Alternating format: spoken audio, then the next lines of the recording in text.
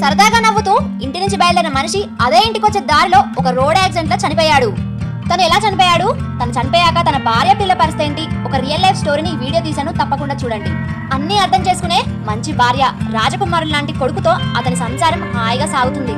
Friends తో ఈ రోజు నేను పార్టీ చేసుకుంటున్నాను అని హ్యాపీగా చెప్పి ఇంట్లో నుంచి పొద్దున్నే బయలుదేరతాడు ఫ్రెండ్స్ దగ్గరికి.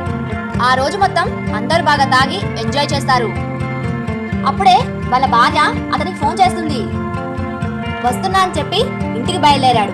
తాగిన మైకంలో ఇంటికి త్వరగా వెళ్ళిపోయిన ఆతృతలో రాంగ్ రూట్ లో యూటర్న్ తీసుకుంటాడు. అంతలో అటువైపు నుంచి ఓవర్లోడుతున్న లారీ సడన్ బ్రేక్ పడక అతని గుద్దేస్తుంది. అతని తల పగిలి అక్కడికక్కడే చనిపోతాడు. చిన్న వయసులో ఒంటరిగా ఈ సమాజంలో ఎలా బ్రతకాలో అర్థం కాక ఆత్మహత్య చేసుకోవాలనుకుంటుంది. తన అన్ని బాధలు మర్చిపోయి తన కోసం, తన కొడుకు కోసం బయటికొచ్చి కష్టపడి పని చేయాలనుకుంటుంది. కానీ తన చుట్టూన సమాజం తనని అలుసుగా చూస్తుండేది.